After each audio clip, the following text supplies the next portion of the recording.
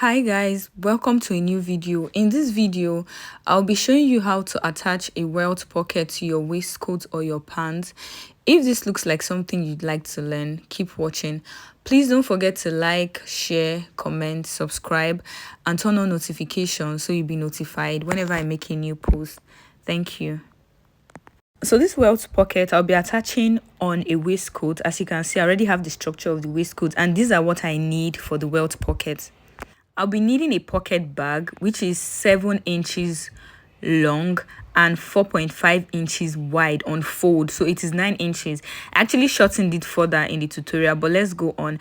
And then I'll be getting 4 strips, so you need 4 strips, which is as long as the welt pocket. So it is 7 inches long and 0.7 inches wide on fold. So after assembling what I need, the next thing is to mark where I want the welt pocket to start from, and I'm going to be using my waistline. So I'm going to be marking 16 inches from the shoulder line, 16 inches. I'll go ahead and repeat the exact same thing for the other side of this waistcoat. So I'm marking 16 inches. The next thing I'll do is to extend the line, extend the points where I mark, just extend it with a straight line, just like you see me doing. So after extending the lines, I wanted this welt pocket to actually be 5 inches. I wanted to mark 2 inches towards the center front and 3 inches towards the side front, as you can see me marking.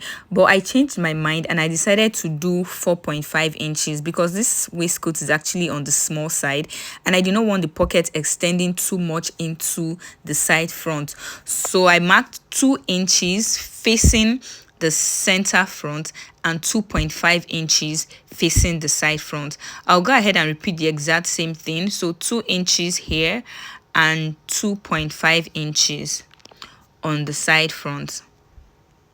So that's what you actually see me trying to correct, because I marked 5 inches initially. So now I've gotten what I want. As you can see, you see me measure this.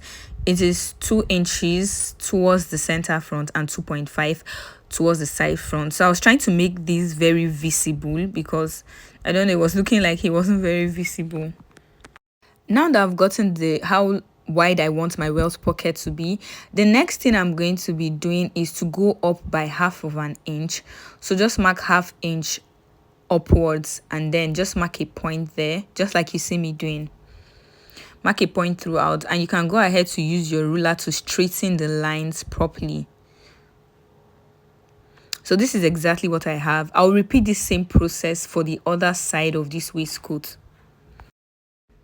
I've gone ahead to do that, and this is exactly what they both look like by the time I was done. So the next thing to do is to get my strip. Remember, I cut out 4 strips. 2 is going to go to one pocket, the other 2 will go to the other pocket. So I'm going to be placing this, when this strip is on fold, so the part that is open, that is where I'm going to be placing, that's where I'm going to be pinning, just like you see me do. So the part that is closed will be on top and the part that is open will be at the bottom. I hope this makes sense. Please just watch what I'm doing, and you're going to pin it halfway on the point on this box that you made, or rather on this rectangle that you made. So half of it will be one strip, that's what you pin there. The other half, you pin the other strip there. So please just watch what I'm doing. Now I'm gonna ahead to pin down one strip. Remember, the part that is open is where it's facing the center, and the part that is closed is facing the upper part. So I'm just trying to zoom this better so that you can see that half goes to one strip and the other half goes to the other strip. So just go ahead and pin in. Make sure they meet at the middle of the tiny half-inch box that you made. I'm just marking where my pocket stops and where it starts. So this is exactly what I have. I'm going to go ahead and pin this down also.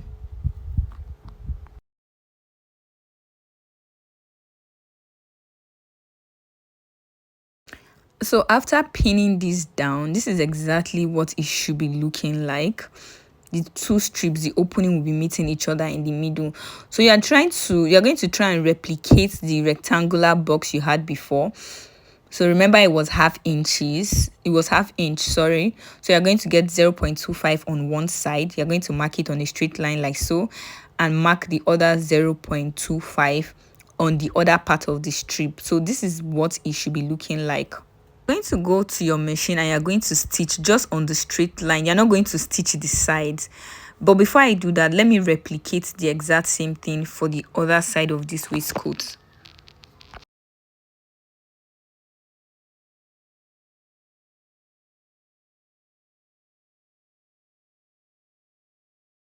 Okay, I've done that for the other side, and like I was saying, you're not going to stitch the sides, you're just going to stitch from one end to another.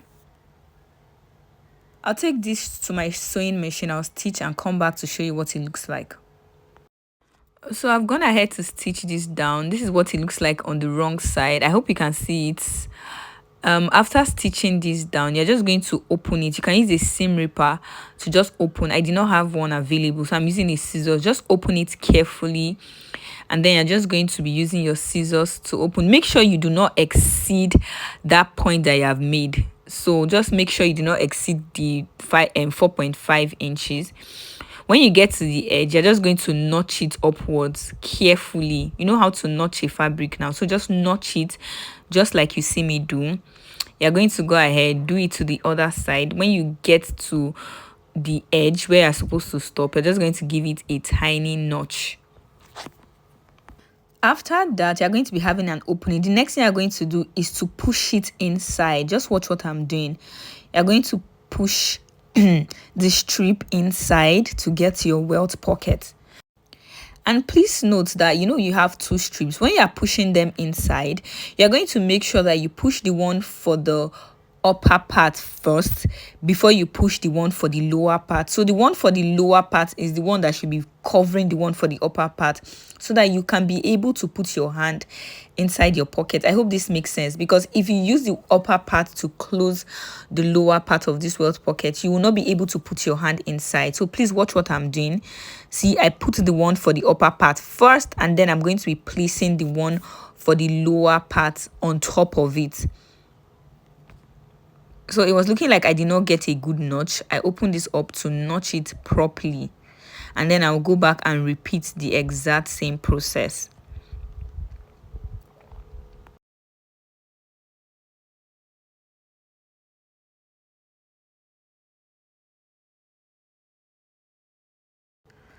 So as you can see, I'm ensuring I put the upper part first. See, I've put the one for the upper part first. So I'm now going to be placing the strip of the lower part on top of it. So by the time you are done, this is exactly what it should be looking like. You're going to go ahead and to your sewing machine, to your ironing table, and give this a very, very good press. And I'm also going to go ahead and repeat the exact same process for the other side of my waistcoat. I'll iron both of them and I'll bring them and show you what they look like.